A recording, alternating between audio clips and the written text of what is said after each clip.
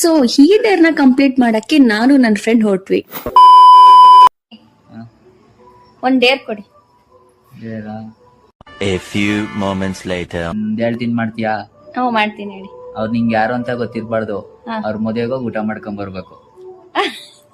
ಗೊತ್ತಿರ್ಬಾರ್ದು ನಂಗೆ. ನಿಂಗೆ ಗೊತ್ತಿರ್ಬಾರ್ದು, ಪರಿಚಯನೇ ಇರ್ಬಾರ್ದು.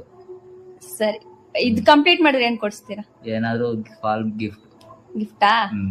ಸರಿ ಆಯ್ತು. ಸೊ ಈ ಡೇರ್ ನ ಕಂಪ್ಲೀಟ್ ಮಾಡಕ್ಕೆ ನಾನು ನನ್ನ ಫ್ರೆಂಡ್ ಹೊರಟ್ವಿ.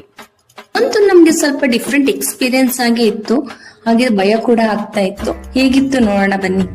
ಕಣ್ಣು ಹೊಡಿಯಾಕ ಹೇಗ್ ಅನ್ಸ್ತಿದೆ ಇವಾಗ? ನಮ್ಗೆ ಗೊತ್ತಿಲ್ದಿರೋ ಮದ್ವೆಗೆ ಹೋಗ್ತಾ ಇದೀವಲ್ಲ, ಭಯ ಆಗ್ತಿದೆ. ಡೇರನ್ನ ಎಕ್ಸೆಪ್ಟ್ ಮಾಡ್ತೀವಿ, ಆದ್ರೆ ಅಲ್ಲಿ ಹೋದ್ಮೇಲೆ ಗೊತ್ತಾಯ್ತು ತುಂಬಾ ಕಷ್ಟ ಇದೆ ಅಂತ. ಏನೋ ಒಂಥರ ಮುಜುಗರ, ಭಯ, ಯಾರು ಏನಂತ ಅಂತಾರೋ, ಏನ್ ಕೇಳ್ತಾರೋ ಅಂತ ಸ್ವಲ್ಪ ಭಯ ಆಗ್ತಿತ್ತು. ಹಾಗೆ ಇಲ್ಲಿ ಕ್ಯಾಮ್ರಾಮನ್ಸ್ ಅಂತೂ ಬಂದು ಫೋಟೋ ಹೊಡಿತಾ ಇದ್ರು. ಇದ್ದು ನೋಡಿ ಅಂತೂ ನನಗೆ ತುಂಬಾ ನೋವು ಬರ್ತಿತ್ತು.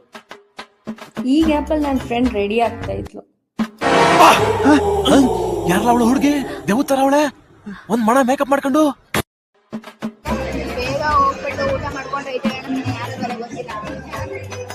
ಹಾಗೆ ಹೋಗ್ಬಾರ್ದು ಅಂತ ಅವರಿಗೆ ಗಿಫ್ಟ್ ಮಾಡಿ ಒಂದ್ ಫೋಟೋ ಕೂಡ ತಗೊಂಡು ಊಟ ಮಾಡಕ್ಕೆ ಹೊಟ್ವಿ. ಅಂತೂ ತುಂಬಾ ಚೆನ್ನಾಗಿತ್ತು. ಹಾಗೆ ಐಸ್ ಕ್ರೀಮ್ ಬಿಡೋ ತಿಂದು ಈ ಡೇಟ್ ನ ಕಂಪ್ಲೀಟ್ ಕೂಡ ಮಾಡಿದ್ವಿ.